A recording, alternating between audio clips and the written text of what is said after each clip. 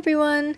Today we're going to continue the SAT walkthrough series that I've been doing. We're going to read the debate passage from the first College Board practice test, and I've actually done all the other passages of the reading section, so go watch those videos if you're interested in that. But let's start. So like always, I'm just taking some time to underline and highlight anything that I think is important, so any line numbers, and I'm just figuring out where those daily doubles are so I'm not surprised by them later. And this process should only be taking 30 seconds or a minute. In my opinion, it's definitely worth the time. So now that we have all this highlighted, let's read our little introduction here. We have our two passages, and they're both pretty recent, and this is going to be about space mining, the next gold rush, ? And then taming the final frontier. Those are the titles of the two. And we can't really figure out too much from this, but we do know it's going to be about space mining at least. So now is probably when I would do the vocab questions, but I'll save those for later for now. Let's actually read our articles. And for these debate passages, I typically like to read the first article and then answer all the questions that go along with that all at once. Then read the second article and answer all those corresponding questions, and then I try to answer any questions that reference both of them. And that just makes it easier for me to keep track of the themes and be prepared for those end questions that are kind of the most important. So while we're reading, the main thing we need to do between any of these debate passages is figure out the relationship between them and any differences in their position or in their style. And I'm pretty sure almost always they're going to have some contrasting position, or else they wouldn't include two articles. So just kind of be thinking how they contrast from each other. So, passage 1. Follow the money and you will end up in space. That's the message from a first-of-its-kind forum on mining beyond Earth. Convened in Sydney by the Australian Centre for Space Engineering Research, the event brought together mining companies, robotics experts, lunar scientists, and government agencies that are all working to make space mining a reality. The forum comes hot on the heels of the 2012 unveiling of two private asteroid mining firms. Planetary Resources of Washington says it will launch its first prospecting telescopes in 2 years, while Deep Space Industries of Virginia hopes to be harvesting metals from asteroids by 2020. Another commercial venture that sprung up in 2012, Golden Spike of Colorado, will be offering trips to the moon, including to potential lunar miners. Within a few decades, these firms may be meeting earthly demands for precious metals, such as platinum and gold, and the rare earth elements vital for personal electronics, like yttrium and lanthanum. But like the gold rush pioneers who transformed the western United States, the first space miners won't just enrich themselves. They also hope to build an off-planet economy free of any bonds with Earth, in which the materials extracted and processed from the moon and asteroids are delivered for space-based projects. In this scenario, water mined from other worlds could become the most desired commodity. In the desert, what's worth more, a kilogram of gold or a kilogram of water? Asks Chris Zachney of Honeybee Robotics in New York. Gold is useless. Water will let you live. Water ice from the moon's poles could be sent to astronauts on the International Space Station for drinking or as a radiation shield. Splitting water into oxygen and hydrogen makes spacecraft fuel, so ice-rich asteroids could become interplanetary refueling stations. Companies are eyeing the iron, silicon, and aluminum in lunar soil and asteroids, which could be used in 3D printers to make spare parts or machinery. Others want to turn space dust into concrete for landing pads, shelters, and roads. So this passage was mainly focused on how space mining could help the economy and provide resources to Earth and space stations and things. So let's get into our questions. In lines 9 through 17, the author of passage 1 mentions several companies primarily to note the technological advances that make space mining possible, provide evidence of the growing interest in space mining, emphasize the large profits to be made from space mining, or highlight the diverse ways to carry out space mining operations. So 9 through 17 is just where they were mentioning all these companies, like Planetary Resources of Washington, Deep Space Industries of Virginia, Golden Spike of Colorado, all these. Let's see, this one's launching telescopes, this one's harvesting metals, and this one's offering trips to the moon for miners. So it's not really noting the technological advances that make space mining possible. That would look more like, oh, these scientists invented this type of technology that lets us drill into the crust of planets, that type thing. So it's definitely not doing that. It's also not emphasizing any large profits, because it's not directly talking about money, even though those companies are definitely going to make money from space tourism and whatever they're doing, launching telescopes. But that's not really the focus of it. So between the last two, it's sort of important to pay attention to the context of these lines, because both of these sound pretty reasonable as answers. Now, I would say as a whole, the authors bringing up multiple companies would show the growing interest in space mining over the diverse ways to carry out the operations, just because the entire article is about this growing interest in space mining.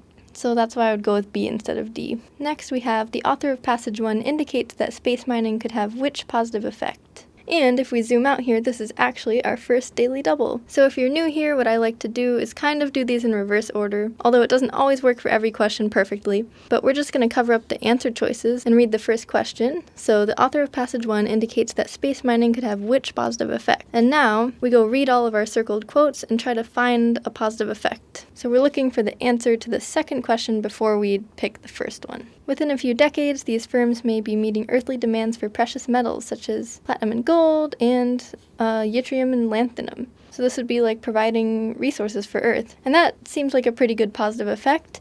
Let's just check the other ones to make sure this is definitely our answer. So the next one, they also hope to build an off-planet economy free of any bonds with Earth, in which the materials extracted and processed are delivered for space-based projects. That also seems pretty positive, but it's not really talking about the space mining exactly. It's more talking about how that will be implemented to do good. So I would say no to that one. And in this scenario, water mined from other worlds could become the most desired commodity. That's also not really saying anything directly about space mining, although it is mentioning water being a desired commodity. That could be like a positive effect, but it's not directly stating it well enough for that to be the answer. And our last one, companies are eyeing the iron, silicon, and aluminum, which could be used in 3D printers to make spare parts or machinery. That also could be a positive effect, right? But it's also not talking directly about the space mining. The best answer is the one that's talking directly about these firms that are doing the space mining, that are meeting earthly demands for precious resources. And that kind of encompasses all three of the other choices too, anyway. And if you ever have any doubt about this, you can always go back and read these and kind of verify before you for sure set in stone your answer for the number 2. But now it should be really easy to answer 43. So is the positive effect yielding materials important to Earth's economy, raising the value of precious metals on Earth, creating unanticipated technological innovations, or changing scientists' understanding of space resources? Now this one is definitely A, because this quote here pretty much directly stated that verbatim, and like raising the value of precious metals would not exactly be a positive effect. I mean, maybe. I don't know. That doesn't seem too positive. And it didn't say anything about technological innovation or scientists' understanding of space resources. You would have to infer stuff to choose any of those. So this one's A2. Next, we have a quick vocab question. And again, you can do these either before or after you read. It's really up to personal preference. So, as used in line 19, demands most nearly means... Oh, this is our same quote that we looked at. See, sometimes it helps to already have the context in mind to do the vocab. So, within a few decades, these firms may be meeting earthly demands for precious materials. So, in this case, demands is like the economic term that goes along with supply. If Earth wants something, then these companies will provide it. So that's kind of the definition I've come up with in my head. And then if we look at our answer choices, this question actually bothers me a little bit because all the choices kind of suck, but we'll get into that. So earthly offers is not going to be right because Earth is like the one asking for the metals, not the other way around. Earthly claims, that would also be just kind of not right. It doesn't sound too good. Earthly inquiries, that would be like earthly questions, which it's also not. So then we're left with earthly desires, which does make sense. I kind of think that's too loaded of a term there because the Earth isn't really desiring anything itself, but it makes sense. It's just kind of a little sus. If there's ever one like this where you're not completely set on it, always go back and read your other choices again, because it could be that you're misinterpreting one of them, and these questions can get a bit tricky. And in this case, it's just kind of a weird question. Desires is our answer, and that makes sense in context. Like the Earth is desiring the metals, and the space mining firms provide those metals. Still kind of feels a little weird. All right, and this is our last passage 1 question. What function does the discussion of water in lines 35 through 40 serve in passage 1? It continues an extended comparison that begins in the previous paragraph. It provides an unexpected answer to a question raised in the previous paragraph. It offers hypothetical examples supporting a claim made in the previous paragraph. Or it examines possible outcomes of a proposal put forth in the previous paragraph. So let's read those lines again to actually understand what they're talking about here. So water from the moon's poles could be sent to the International Space Station for drinking or as a radiation shield, and splitting it makes the fuel, so they could be really good refueling stations. And this is after this little blurb about water being more valuable when you're in a desert than gold. So let's see. It continues an extended comparison that begins in the previous paragraph. The only way it could do that is if it continued this little hypothetical of being in the desert with golden water. And if it said like, oh, you're there for 30 days and you're dying of thirst, I don't know. And this isn't really even a comparison, so I think that one's definitely out. Next, we have possible outcomes of a proposal. And there isn't really a proposal in that previous paragraph either. So in this case, it's really that previous paragraph that helps us the most here. So we're in between B and C now, and we've got to figure out if it provides an unexpected answer to a question raised or hypothetical examples to a claim. So let's see. It does raise a question, what's worth more, a kilogram of gold or a kilogram of water? But this is kind of hypothetical, and it answers it within this same paragraph. It doesn't answer it within this paragraph. So our correct answer is that it provides hypothetical examples to a claim. The claim is that water is more useful than some precious metals in some scenarios, and then this is saying why that's actually true in real life, like in a space context. So that's the one that makes the most sense here.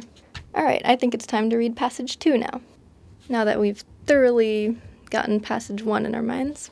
And remember, as we read, we're looking for differences between the two passages, as well as just what passage 2 is generally about. The motivation for deep space travel is shifting from discovery to economics.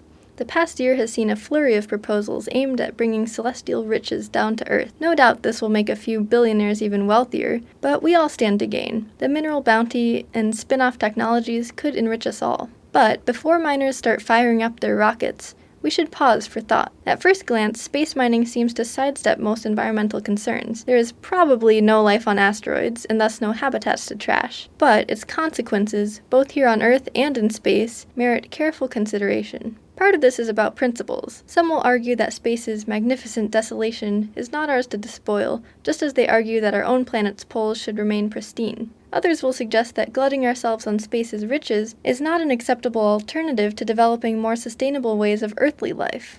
History suggests that those will be hard lines to hold, and it may be difficult to persuade the public that such barren environments are worth preserving. After all, they exist in vast abundance, and even fewer people will experience them than have walked through Antarctica's icy landscapes. There's also the emerging off-world economy to consider. The resources that are valuable in orbit and beyond may be very different to those we prize on Earth. Questions of their stewardship have barely been broached, and the relevant legal and regulatory framework is fragmentary, to put it mildly. Space miners, like their earthly counterparts, are often reluctant to engage with such questions. One speaker at last week's Space Mining Forum in Sydney, Australia, concluded with a plea that regulation should be avoided, but miners have much to gain from a broad agreement on the for-profit exploitation of space.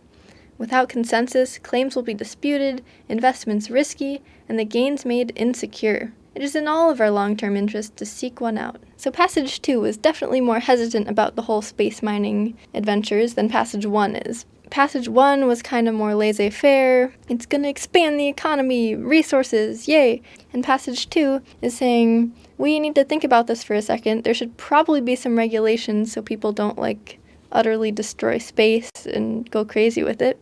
Also, these passages are so funny to me because of all the billionaires going into space lately. But yeah, let's get into the questions. The central claim of Passage 2 is that space mining has positive potential, but it will end up encouraging humanity's reckless treatment of the environment. Its effects should be thoughtfully considered before it becomes a reality. Such potential may not include replenishing key resources that are disappearing on Earth, or experts disagree about the commercial viability of the discoveries it could yield. So hopefully the answer is sticking out from our little summary of Passage 2, but let's go over all our incorrect answers. So about replenishing resources that are disappearing on Earth, I would say that it doesn't really say that. It says that we could all stand to gain the mineral bounty and technologies and stuff. So it doesn't really say anywhere that it might fail to replenish resources on Earth, except I could see how you could interpret this little piece as that. But that's just saying that resources in orbit might be different than those on Earth. It's not saying that it won't provide the ones that are valuable on Earth too. So this one's out. Experts disagreeing. There was really no mention of experts, and they definitely did mention that it is going to be commercially viable. It will probably increase the economy and all that stuff. make a lot of billionaires money, so I think this one's out too. So between A and B, it does mention the possible environmental impact and how a lot of people might be critical of that, but that's not like the entire focus. The main claim of it is that we need more regulation to maybe prevent these environments from getting destroyed, even if people don't care about them. So of the two, I would go with the one that's least specific and best summarizes the entire thing, which is that we should think about it a little bit before making it a reality. That's basically as general as you get. All right, now let's do our quick vocab question. As used in line 68, hold most nearly means, history suggests that those will be hard lines to hold, and it may be difficult to persuade the public that such barren environments are worth preserving. This is in reference to environmentalists saying, oh, don't ruin space, that type of thing. Hold in this case means it's hard to keep steady. These boundaries are difficult to keep in place, to reinforce, because a lot of people probably won't understand the value of protecting such like barren wastelands, basically, in their minds. So, in this case, our closest thing to that is probably maintain. Hard lines to maintain versus hard lines to grip. That's not quite right. That's like physically gripping them. Hard lines to restrain. That's like holding back rather than like keeping in place. And hard lines to withstand. That's also kind of like the lines are attacking rather than trying to keep the line steady. So yeah, A is definitely our correct answer here. Now we get into the tricky part, the relationship type questions between the two. Which statement best describes the relationship between the passages? And we kind of did this in our heads after we read passage 2, so this shouldn't be too bad. Passage 2 refutes the central claim advanced in passage 1. Passage 2 illustrates the phenomenon described in more general terms in passage 1. Passage 2 argues against the practicality of the proposals put forth in passage 1. Or passage 2 expresses reservations about developments discussed in passage 1. So first off, passage 2 did not refute the central claim of passage 1. Both of them were like, yeah, this could be good for the economy, good for developing technology, all that type of stuff. So they agreed there. That one's kind of out.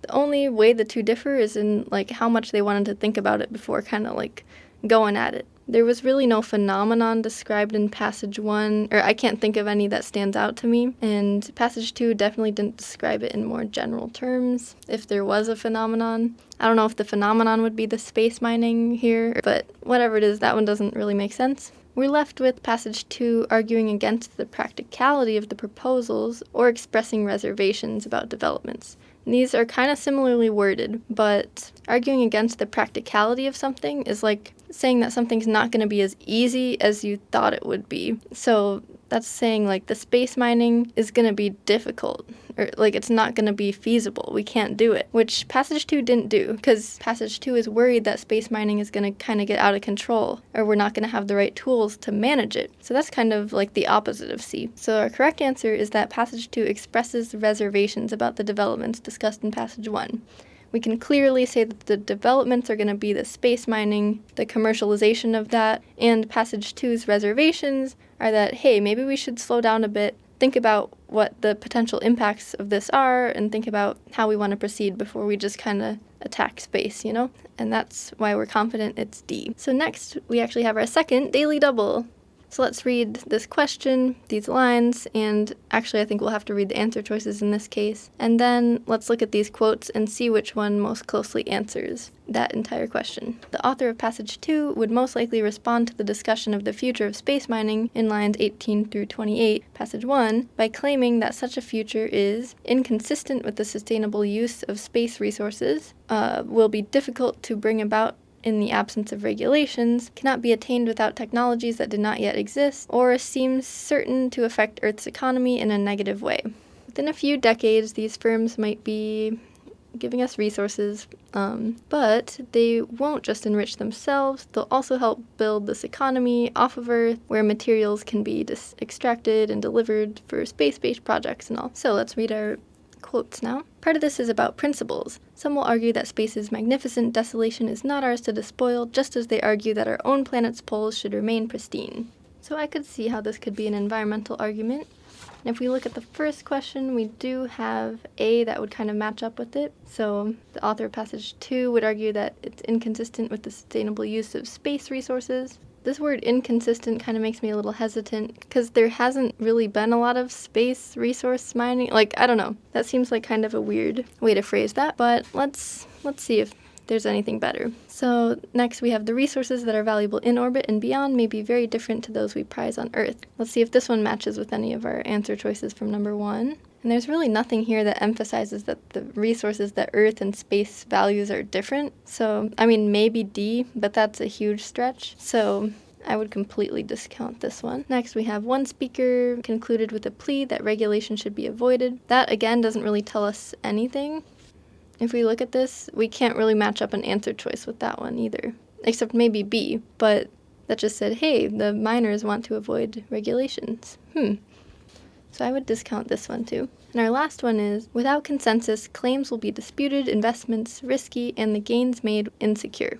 I would say that this is better than our choice A, because this one specifically notes the cons of no regulation, while this one is more of just a thing about principles, like some people just don't like destroying space. So I would go with D here for the answer to this question. That means that would definitely go with our answer choice B, because it's talking about what would happen without regulations. And again, the reason I wouldn't go with A and A here is that also wasn't quite the entire focus of passage 2. Remember, passage 2 was mostly about like why we should have more regulations and stop and think about it before we just go into space and start mining everything. So that's more consistent with B and D rather than just talking about the environmental impact. But yeah, that's why it's important to do the daily doubles together also. And we also see that this distractor question matched with B too, or like we could see how it would match with B.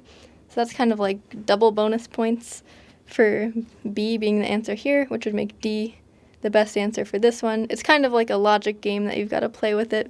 But yeah, it makes it much easier to do these together though. All right, and our last question. Which point about the resources that will be highly valued in space is implied in passage 1 and explicit in passage 2? I don't know about you guys, but right now I'm picturing the thing in passage 1 about the water and gold in a desert. So let's go back to that. This was saying that water is much more useful in some situations than others, and like water would be much more useful in space than gold. With that little tidbit in mind, let's read our answer choices. So the highly valued resources in space may be different from those that are valuable on Earth. They will be valuable only if they can be harvested cheaply. They are likely to be primarily precious metals and rare earth elements, or they may increase in value as those same resources become rare on Earth. So I'm definitely thinking it's A right now. Maybe let's just find where it says it explicitly in passage 2, and then we're pretty set on that, and maybe we just kind of figure out reasons why the other ones would be completely wrong. So passage 2, let's see. We're looking for it to explicitly say, so it's got to be like right in the text, that valuable things in space might be different from the resources that are valuable on Earth. And here it is. This is actually one of the highlighted quotes in this passage too. So yeah, the resources that are valuable in orbit and beyond may be very different to those we prize on Earth. That is like almost verbatim. And we also know it gave this whole story about water and being more valuable in the desert. Like that's definitely implicitly, because it didn't directly say it as clearly as passage 2 did, but it still mentions it. Both of them kind of make that point. So A is definitely our answer. Now let's just run through why these wouldn't be correct. So they will be valuable only if they can be harvested cheaply. I can't really think of any evidence for that in either passage, actually. They are likely to be primarily precious metals and rare earth elements. Passage 1 does talk about the precious metals and rare earth elements, so I could see you getting that one kind of confused. But it doesn't really mention the precious metals and earth elements in passage 2, where it's supposed to be stating it explicitly, so that one's out.